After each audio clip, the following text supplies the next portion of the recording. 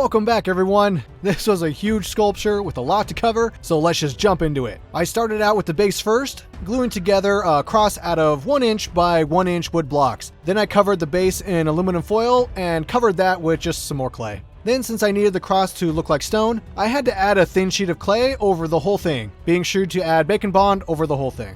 Then for the stone texture, I just used a rock and pressed it into the clay.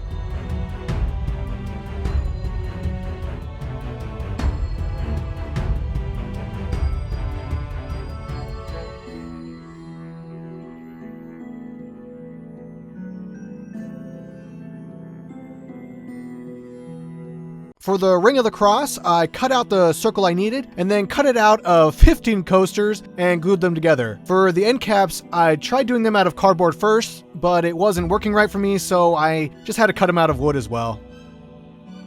The end of my desoldering pump worked out great for the circle I needed.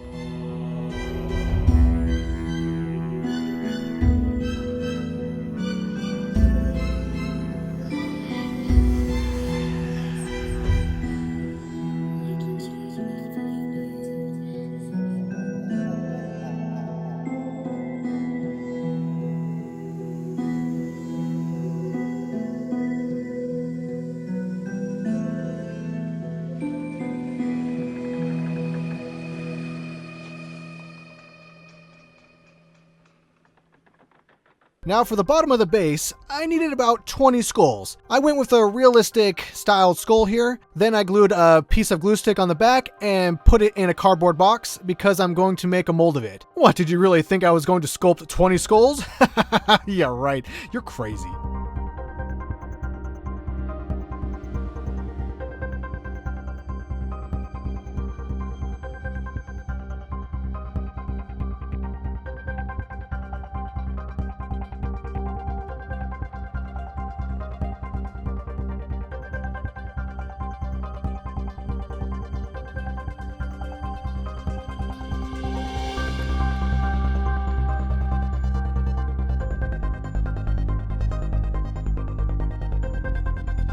Now let's jump into the armature for spawn, using the size chart for the proportions and the size. Then wrapping the center in floral wire and covering the joint with super glue and baking soda to make an instant strong bond.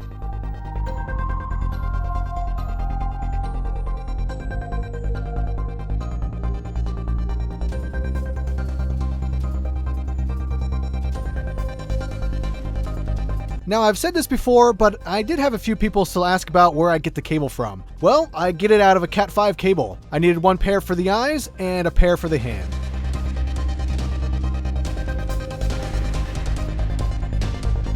Now, I tried out a few new things for this sculpture. This is Magic Sculpt. It's an epoxy clay, and man, does this stuff dry hard as a rock. I used this on the under part instead of the clay. Worked out great. Now, after the Magic Sculpt has had time to dry, it's time to add on all the clay and start to bulk out the figure with all the anatomy.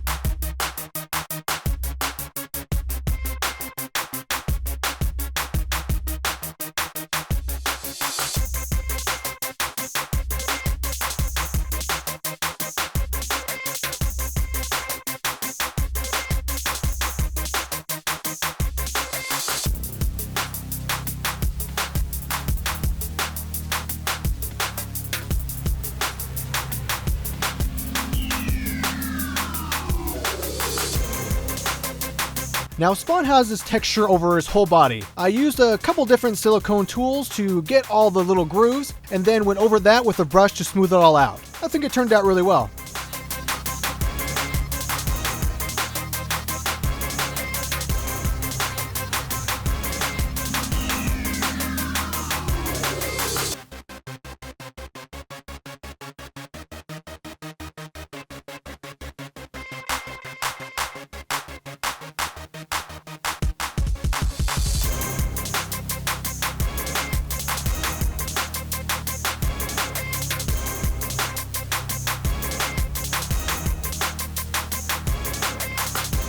Now on to the best part, the head. It was actually really simple because there's just eyes that I have to deal with. Then I did what I did on the Iron Man sculpture, where I baked the outside of the head, took out the soft clay inside, and wired up 2 LEDs for the eyes.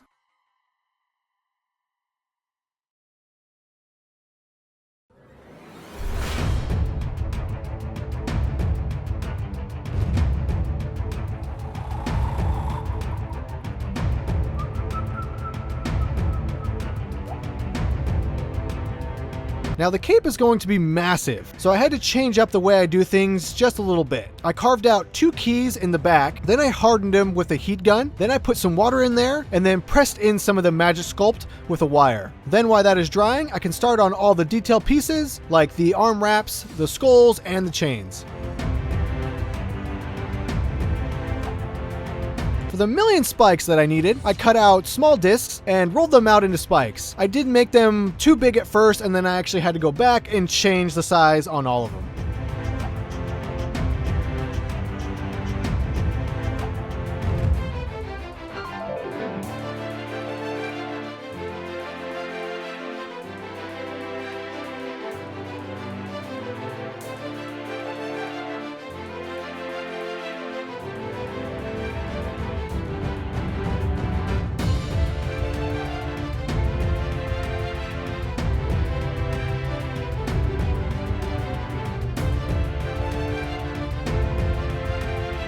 And here are all the extra skulls from the mold. I cut off the face and changed it up a little bit for the skull for his belt. Then I cut the faces off of all the others at different angles and pressed them into the base, along with some real rock. This will make it look like the skulls are buried in the ground. Then it's 6 simple boxes for the pouches on his legs. I moved the pouches to the other leg just because it would look better with the pose I have going on. Then for the chain, I pressed out a bunch of these spaghetti clay rolls and made a chain just like you would in real life. And yes, it did take forever.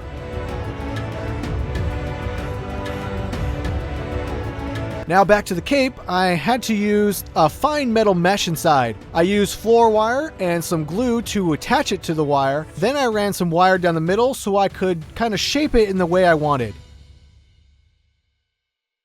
Then I coated the whole thing in Magic Sculpt, waited for that to dry, and then I coated the whole thing in a very thin sheet of clay before adding in all the folds of the cape.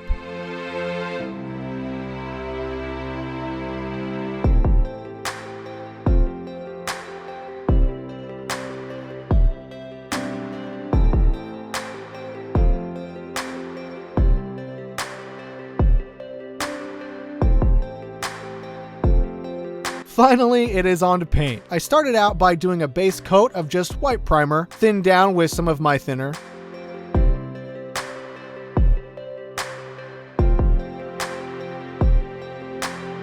Then I went over the cape, the straps, and the pouches in just a basic red. Then I mixed up some of the red with a little black and went into all the folds of the cape to really bring them out.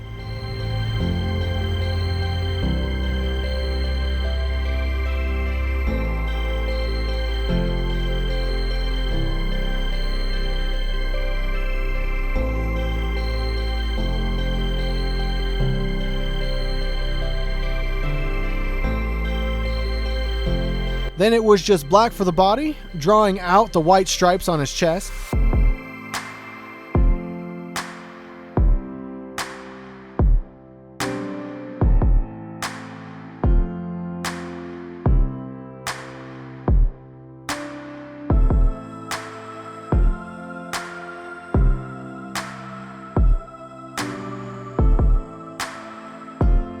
For the cross, I coated the whole thing in dark gray, then dry brushed over the top with a light gray. Then I went over the whole thing in a black wash, and then dry brushed some more of the light gray on top of that. For the body, I very lightly dry brushed some gray just to make the texture on the skin pop.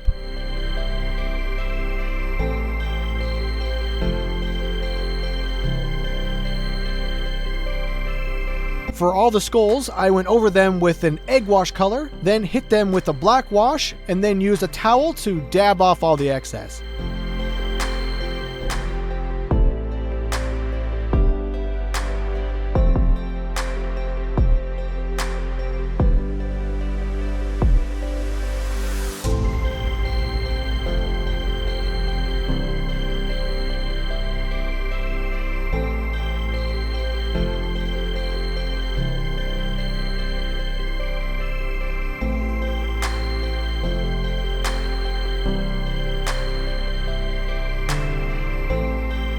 Then it's a little green for the eyes and the hand, and we can finally call this sculpture finished.